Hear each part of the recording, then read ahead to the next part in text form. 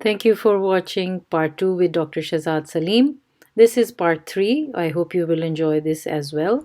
Please let me know what you think of any other episode or this 3-part series with Dr. Shehzad. And I also hope that you have subscribed to the channel and have visited my website lightupwithshua.com. Let me know and stay tuned for more interesting, amazing guests coming up soon. Thank you. Do you have anything on Right. that? Do you have any research So or your I think experience there tells? are two things. One of them is that patriarchal attitude, which those societies have, this that male dominant attitude in which they force the individuals. That is one of the main reasons. And the other reason is the exposure they have to the Western culture, because that culture is already a culture in which these relationships have already been weakened. So that has an effect, because many children from Pakistan, they go and study there, and likewise they have exposure. So that exposure also affects them. But primarily, I would say it's the patriarchal culture in these Eastern societies in which male. I always call it male hegemony. It's extreme male hegemony, which is the reason that we still find women in our societies as oppressed. Look at this thing called honor killings, or marriage with the Quran, or things like that, which are absolutely, I mean, they're heinous. We cannot even describe them. Yep. So that is one of the reasons that I would say. Yes. Thank you so much. So my last leg of questions. So what is wealth in your experience? In my experience, knowledge is wealth. Experience is wisdom is wealth. I would say that the two greatest things which can be assets as wealth is knowledge and wisdom. Okay, thank you. Continue if you have something So, more so to say. knowledge and wisdom is something which really makes a person wealthy, because a person who is knowledgeable, a person who is wise, is a person who is always a person who is going to benefit the society. He can solve the problems of the society. He or she is a person to whom other people can look up to. He can bring more prosperity to the society, because he or she is going to use the knowledge and the wisdom, which is the result of that knowledge, to bring more peace and happiness and joy to the people that they live in. So the two pillars of wealth, I would say, this of course does not mean that wealth does not relate to money or material means, because they also are needed as much for our material existence. Yes. But mankind, as the Prophet Jesus has rightly said, that we are not mere material. It's not just the food that we eat. It's also that word which comes out of the mouth of God, which nourishes us. Yeah. So we have the spiritual aspect and we have this material aspect. So the spiritual aspect is nourished by the wisdom and knowledge that we have, and the material aspect is nourished and reared by the material sources that we have. So both are needed. But if we have material success or material things at the cost of knowledge and wisdom, then this is something, of course, which would not be the right balance. So again, here is the golden mean. We have to have wisdom and knowledge, and of course, we must not disregard the wealth and assets that the Almighty has given us, because those wealth and assets have to be used again for not only to our own advantage, but they have to be paid back to the society that we live in, and we have to share what we have with other people. We must not look down upon wealth as if it is something bad. No, it's not bad. Of course, we need it. We need the resources. 40% or 35% of the world today is living below the poverty line. So the wealth is going to obviously benefit them. So we must not look down upon what wealth is, but we must revere wisdom and knowledge more than we do regarding the material aspect. Okay. What is the value of gratitude in your life? Supreme value. You see, it's the basis of our relationship with our Creator. The Almighty has blessed us with so many things and so many favors that we can simply not count them. And it is this relationship which comes into being with our Creator that we are not able to acknowledge all the favors and all the gifts that He has given us. And because that cannot happen, we are always in a state of gratitude to the Creator. Look at our normal bodies, look at the parents, look at the environment, look at the small things that we have. I mean, we think of a certain thing and the next moment we are able to achieve that. And how many people in the world are not able to do that? And however much we might be deprived of certain things, if we make a list of things that we have and the list of things that we might be complaining of, that list is huge. I was going to ask, like, how can somebody be thankful, because many So, people are always complaining. so So how do I you get always that? I always say that it's like a gratitude walk. Uh-huh. Like we have a nature walk. When we appreciate nature, we have a nature walk. We used to do that when we were growing up in schools.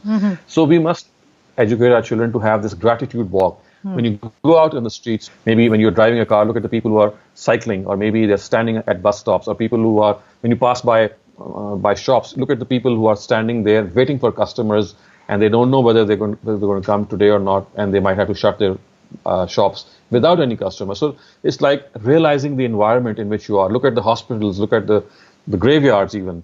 And I do remember this famous incident with one of my friends. When he got married, he actually, the first thing that he did, he took his wife to a graveyard, and his wife was extremely, she was annoyed also, and she was surprised as well.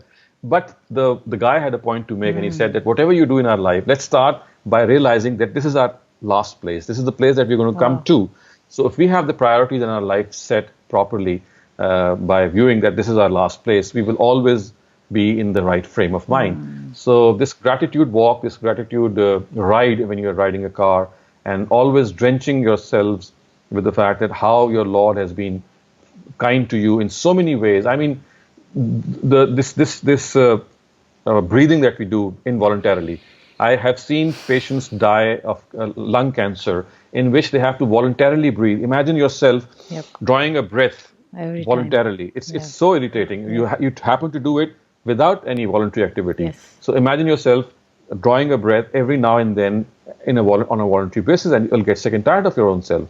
So cancer patients, especially lung cancer patients, they have to go through this ordeal, and it's a big ordeal. So we take so many things for granted. I mean, the eyes that you're there, the ears that you have. Once I was at an office trying to submit a document, and there was a very young child. I mean, he was about 20 years old or so, a very handsome boy. He had some documents in his hands, and I had some documents to submit as well. Specifically, it was a visa actually for a travel, and I was so attracted by his personality that I started to talk with him, and I said, okay. And without realizing that he was not answering me, I had actually gone about 40 seconds in my talk, and then he said, I'm a deaf person. So it literally shook me.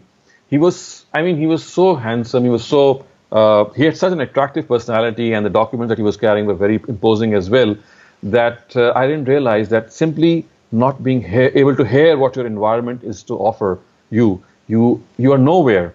And we take our faculty of hearing to be granted. So let's not take things for granted. Let's always count these things that we take for granted, and that will make us more grateful individuals. Thank you. What is the value of time? Time is, I would say, money, and money is something that we always value. The biggest asset that we have is time, because if we value time, we will end up being valued ourselves, and if we waste time, we might end up wasting ourselves. Time is the biggest asset that we have, so therefore we must keep count of every second of our life. We must plan our lives. We must have a timetable set before us. This is what I'm going to do today. We should have a checklist.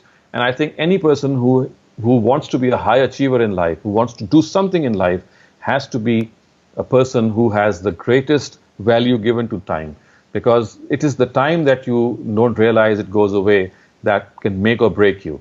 It can build you and it can break you. So if you utilize time for your own well-being, not only for your own well-being, but for the society also, you'll realize that 24 hours are not enough. Thank you.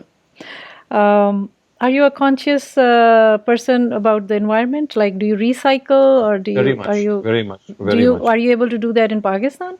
As much we don't as we have can. the setup there. What I do is that we at least create this awareness among people that we have to recycle things. And my sister, who is based in Karachi, she is actually a specialist in this, and she would not let us throw away anything. For example, shopping bags or paper or anything. She says that everything has a value.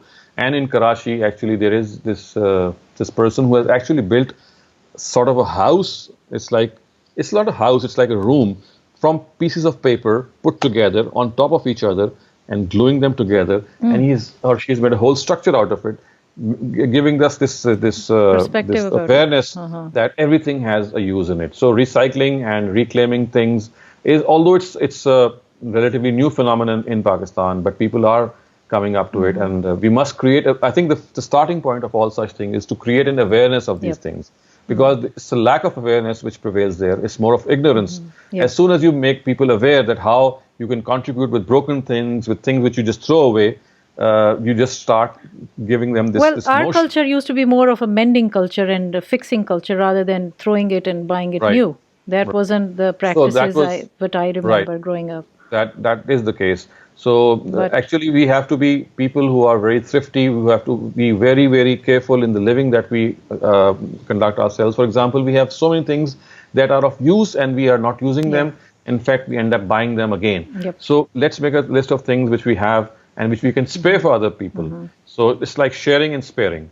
Spare things which you do not use. It could be anything. It could be medicine. It could be clothes. It could be shoes, bags, sheets, furniture, crockery, cutlery. So many things which we don't recycle. use. Which not only recycle and not to buy enough, buy too much. We can actually contribute. We can actually give them as donations to people who might be needing them. If we have 6 pairs of shoes and we are only using 2 or 3 of them, and at times we even forget the number of shoes that we have. So why should we go along with this lifestyle? Yeah, because in Pakistan, I think we do take care of the we do contribute in gardening, which is another way of contributing to the environment and having more vegetation and plantation. And the government also has been on quite rigorously doing that. So planting the trees and all. But I think everybody should be doing that, and instead of cutting down the trees. So environmental pollution, everything which belongs to your environment is an asset to you, because the source of oxygen is the greenery around you. And if you cut down trees and if you cut down vegetation, and we don't realize that the fumes of carbon dioxide that we consume on roads as a result of noise pollution and car pollution, they affect us adversely. They cause so many health issues. Again, this is a matter of awareness. In third world countries, this awareness is still lacking, and a lot needs to be. But the Quran does talk about the environment. Like when we talk about the Hajj, that you are not supposed to break any leaf or all that. That I think that's another way to talk about the environment, of course. The environment is something in which we have to educate our children that the religion that we follow and the innate guidance which God has given us is one in which it tells us that we have to be custodians of this environment. We have to be the person who looks after his orchard. We have to look after the environment in which we are in, because we are the greatest beneficiaries of this environment. And if we don't behave properly, it's going to be counterproductive. Also, they are living beings in the environment. I mean, plants are living beings, animals are living beings. They contribute to the environment that you live in. And if you don't care for them, I cannot say that, but I do think that God will not care for us. How would he get this mercy going on for us if we are not merciful to others? All right. So I assume that you have found the purpose of your life. What is the purpose of your life? Well, my purpose in life is to educate the youth or the next generation regarding a lot of things which go unchecked maybe or wrongly under the label of religion. And my purpose is to try my best to educate them that a lot of things that they understand in the name of religion are not actually religion, and they are misconceptions, and that they have to empower themselves. They must not become reactionary individuals. They must become contributing individuals. Or I can say that this in another way, and that is to empower the silent majority. You see, it's the silent majority which is silent, it is sleeping and most of the times, and to make them realize that the silent majority can make a difference. If they realize that they can empower themselves and know what's going on. So it's like making that silent majority come out of their slumber and do something in accordance with their own aptitude and ability. Thank you. Any message of hope for people that you have? Well, I think the biggest hope, the message of hope I have is what I always call the power of one. You see, one person, it's just a question of one person realizing or lighting his or her candle and leading the way. And as soon as you do that, you find that, as I said earlier on, silent majority, it suddenly rises from its slumber. It realizes that it just takes one person to take the first step, and then all the rest follow. So the never underestimate yourself. You can be that one person, that one step, that one measure that you can take. It can break the ice. It can make a lot of people meaningful who were actually just not realizing the purpose of existence. So never underestimate yourself. That one candle, that one step, that one way forward can be really a trendsetter. It could be a trailblazer. It could be an entirely new phenomena which could awaken a lot of sleeping souls. So the power of one is something that we must appreciate. Thank you. And my last question is, what lights you up? When I see the younger minds really trying to find out what the truth is, they sincerely finding out what the truth is, and then they actually not only side by the truth, they abide by the truth. They give their lives for the truth. So what lights me up is that a person lives for the ideals that he or she has set before himself, because God is not going to ask you about what the ideals other person had set before him. The truth that is to me dear is the test of that truth is how sincere I am in following in practice that particular truth, and that really lights me up. And it doesn't matter if I see a person who is absolutely opposing to what I view, because I find him to be a sincere person. And if you want, I just relate a small incident here. Yes, please. And once I was traveling, I think, I'm not sure from where to where, but as I boarded the plane, I was sitting at the back, and I saw a bearded chap coming from the front, and he was given a seat between two women actually. And as soon as he reached his place and he realized that he would be sitting between two women, he actually called the steward, the air hostess, and said, "I'm not going to sit between women," obviously because he thought that his religion stops him from doing so. And this caused a lot of fear in the people around them, because he spoke out loud, and people started saying, "Oh, you're a bearded person, oh, you Maulvi, or you flan, or you flan." And he actually smiled back. He said nothing. And he ended up actually and the steward actually ended up finding another seat for that person. And I was very happy, not because I agreed with him, because I would have perhaps sat there and in a manner which is befitting. But I thought that here is a person who bears insults simply because he thinks that something is wrong, and he would not do it in spite of the people making fun of him. He still sticks to what he believes, although I have my differences with him. So it made me feel that he's such a sincere person. I might not agree with him, but look at him, hats off to him, that he would go to such lengths to commit to the stance that he believes to be correct, that he would bear the jeers and making fun of other people. So I think that if people are sincere to what they believe, they are our biggest asset, and I would take my hats off to them. I would salute them. Thank you. Thank you so much. That was an amazing conversation that we had. I really enjoyed it. I hope you have too. So, I did. Yes, thank you. I never knew that I had these thoughts, actually. That's wonderful. It's a question that made me answer you. Okay, so let me end this session, and then we can go to your opinion about it. So, anyways, thank you very much for this whole conversation. And I hope people will enjoy our rich and very informative conversation. So stay tuned, and please subscribe to Light Up with Shua. And I'm sure I will have more of Dr. Shehzad Saleem.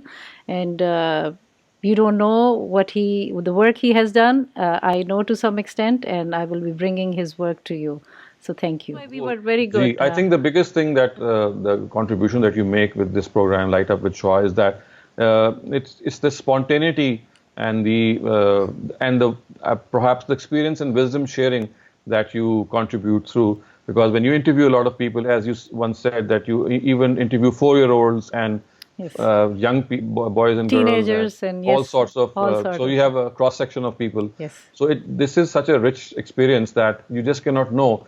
You just don't know that the biggest students are not the teachers, but the students themselves, because what you learn from your students and what you learn from other people is so rich and so diverse that you just cannot learn it from books or maybe many other conversations. A single conversation makes you learn a lot, and also puts your own mind in perspective, and also makes you more precise, because at times you haven't thought the way these thoughts come out of you, but when you do make them, when you express them, you get to know yourself as well, Yes. that this is what you believe. Thank you for watching part 3 with Dr. Shehzad Saleem. Hope you have already watched part 1 and 2 with him as well. Please let me know what you think of our episodes, and do share, rate, and review. And if you haven't already, subscribe the channel, please. And visit my website lightupwithshua.com. Send your feedback and comments. I would really appreciate. Thank you.